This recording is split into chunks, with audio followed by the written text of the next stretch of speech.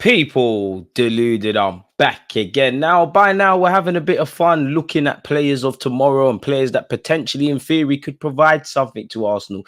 This stop sees us looking at and assessing the Argentinian, which goes by the name of Valentín Carboni. Forgive me if I'm wrong. The Monza loanee from last season, the permanent Inter Milan player. He comes from a footballing family. His brother Franco is ironically, technically owned by Inter Milan and is currently on loan at River Plate. His dad was also a coach. You would have seen he recently, won the Copa America with Argentina. And for the last couple of months now, and off the back of that, he has earned a lot of high praise from a lot of people, including Lionel Messi. You've got to be doing something right.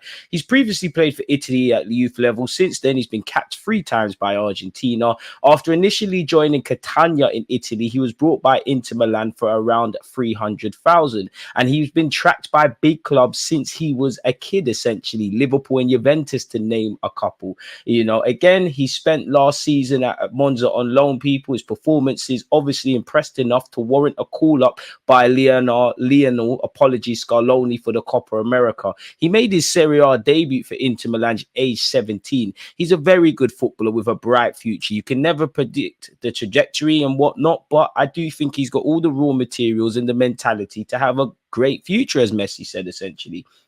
As I said, he's been tracked by the big club since he was a kid during his time in Argentina. He's got a sweet left foot. He can operate off the flanks or as a mezzala or a wide playmaker. I personally believe he's best at home in the 10. I think he's blessed with vision. I think he's got close control. I think he's got great balance. I think he loves to play neat, interconnecting 1-2s with teammates. I think his work rate for the defensive side of the game isn't bad either, people. I think he's got a good short and long passing range. And I think there's a lot to like about the 6'1", 19-year-old, in my opinion. He's so good in the 10. He's so good at handling pressure. He's very good at operating between the lines. He's got a very good eye for a pass, and he's got a decent shot on him, if I'm honest with you. Of course, at 19 years of age, coming off the back of your first kind of proper season in the senior game, consistency and all of those kind of things are going to need to be ironed into his game, people. I do think he can be a bit predictable at times. Again, young players play on instinct. I think his end product could improve, especially on the goal front, because a player like him should have a lot more than the goal return he has. He's got 2 goals and 4 assists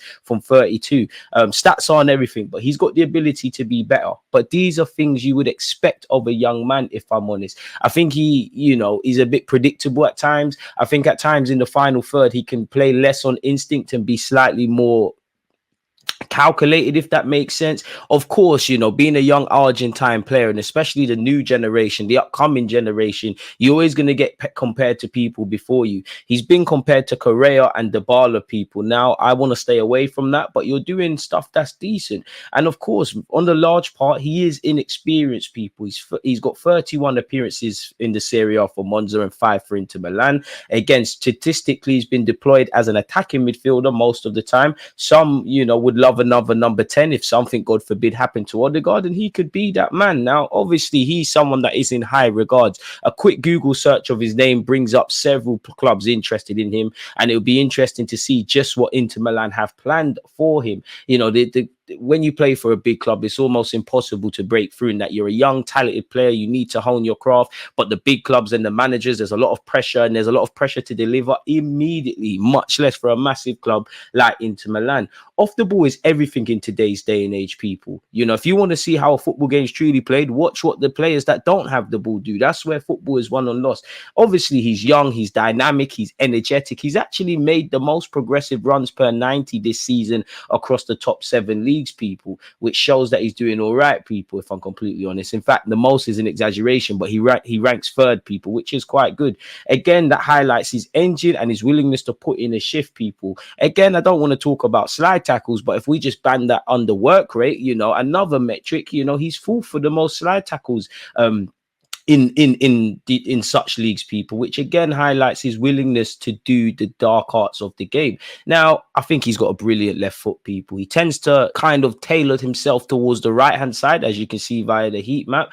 Inter Milan will be under no pressure to sell him. At the end of the day, he's contracted until 2028. There's rumors he's got a 40 million price tag on his head, but from what I see with him, I see no reason as to why he can't build off the first promising loan spell he did at Monza, and whether it's to break through at Inter Milan Milan or go to one of the several clubs he's linked with, I think he'll have a fantastic future. There's a reason for, you know, his inclusion in the Copa America side. Of course, he didn't really play a part like that, but the very fact that you're hanging around that talented, stacked, really Argentine squad where you've got Lionel Messi, Di Maria, you know, Julian Alvarez, Lautaro Martinez, and all of those people in the final third positions, you're doing okay. I think he's got a fantastic future. If I was Inter Milan, I'd hang on to him. I wouldn't loan it. I wouldn't sell him. I'd probably let him go out on loan again if there's no plans to integrate him into the first team. Again, Inter under no pressure to sell him. He's contracted until 2028. He's got a 40 million price tag on his head. But for me, people, I think, you know, he's going to be a great 10 in the future.